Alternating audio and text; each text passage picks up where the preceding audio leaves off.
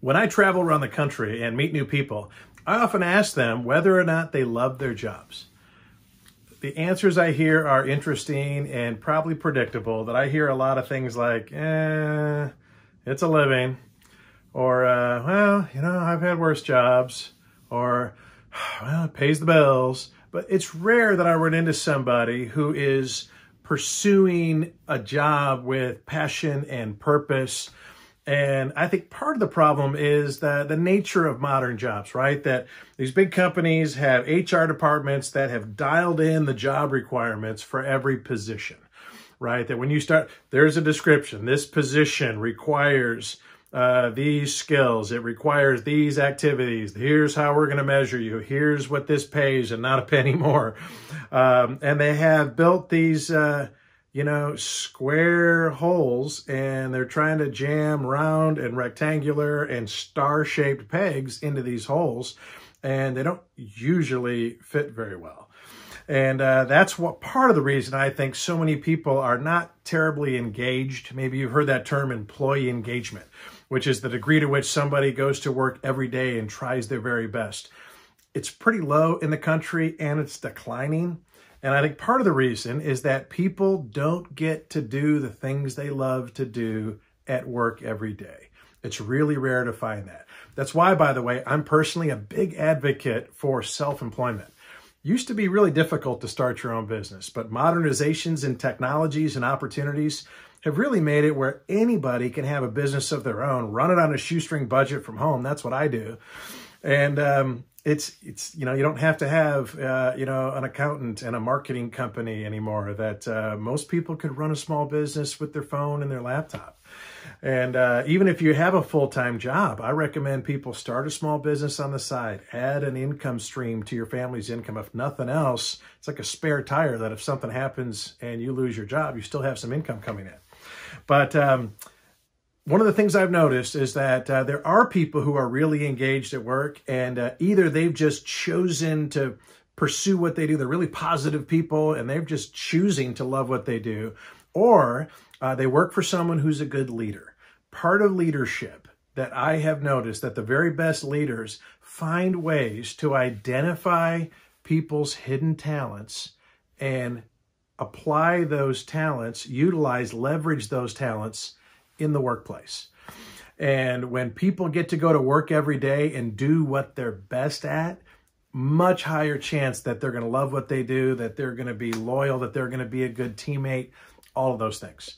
I'll give you an example. I was talking about this idea at a big conference, national annual conference of an organization called the Association of Nutrition and Food Service Professionals. It used to be called the Dietary Managers Association. But these are the people that are mostly dietitians and dietary managers in long-term care, nursing homes, assisted living facilities, long-term care facilities. A super important, super hard job, right? Because it's important, the people that are making sure that that our oldest citizens are ending their lives with pride and dignity. Like how those people are treated, I think is really important. And the job's kind of thankless. It doesn't pay a lot, and it's hard, right? You think your job's hard? You think you deal with negative and complaints at work? Try handling the food service at a nursing home, right? Where the food has to be very bland and not a lot of salt for a lot of your patients, for a lot of your residents, a lot of your customers. How'd you like to work somewhere where your customers are just dying all the time, right? It happens a lot. Where your customers are eating somewhere where they just would rather not be, or they're angry and upset or bitter. It's a challenging workplace environment, and it's hard to get good people to come work at a location like that. But I was talking about this there, and there was a woman who heard this idea about, people who do what they love to do at work every day are more likely to be engaged. They're more likely to be good teammates, to get along with their coworkers, and to bring their very best to work every day. And so a couple months later, she contacted me and she said, "Hey, I was inspired by what you said in your session, and I decided to try to apply it at work." I said, "That's amazing. What did you do?" And she said she's the dietary manager in a large nursing home facility. And so she's got a bunch of employees who work for her, mostly in the kitchen, who are cooking, preparing, and serving food. And so she went to all of her employees and she asked them an interesting question. She said, hey, do you get to do what you love to do at work? What's something you love to do that you don't get to do at work? And most of her employees were like, I don't know. But she said, really interesting. One of her employees was a woman named Rose. And Rose was just a cook in the kitchen. She was chopping carrots for soup and, preparing and cooking food. And she asked Rose, hey, Rose, is there anything you love to do that you don't get to do at work? And Rose said, well, I love to sing. She said, Rose, I didn't know you sang. She goes, yeah, I sing in church all the time. She goes, huh.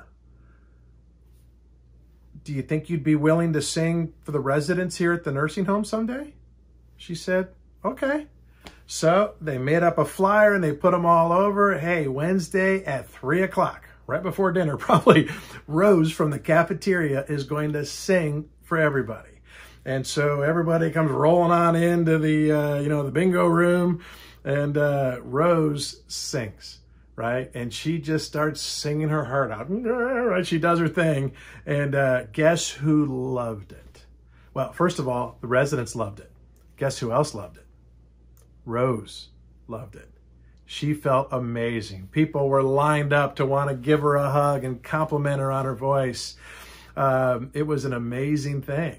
And her manager was telling me the story. She goes, yeah, now every Wednesday, Rose sings. Some of the residents have started inviting their kids and their grandkids. Hey, you got to come Wednesday at 3 to hear Rose sing. The management, the ownership of the nursing home have started using Rose in their advertising for what makes this a special place to put loved ones toward the end of their life. And so Rose is more engaged in her job. She loves what she does. It didn't cost anything to make that change. Now, you and I both know some of Rose's coworkers were probably like, Rose, hand up to here with Rose. Just because she can sing doesn't mean hey, you know what? You're not going to make those people happy. Maybe you could find something that hidden talent that they have that they can put into work, put into action at work. Honestly, I found if someone's just unhappy at work, there's nothing you can do that's going to make an unhappy person happy. You probably got to cut those people long term and replace them with people with better attitudes. But that's my question to you. What do you love to do that you're not able to do at work right now? Why not start a business of your own, applying what you love to do, and see if that doesn't add some quality of life? If you're in a leadership capacity, whether it's at a church or a school district or anywhere in the workplace, look around at your team and see if you can't find some hidden talents that they're not currently using that you can put into action. Now, don't be like, someone heard me tell this story at a conference one time, and this guy said, well, I don't know if anyone on my team can sing. You're missing the whole point of the story. It's not about singing. It's about finding those hidden skills and talents and abilities and passions that everybody has and putting them to work.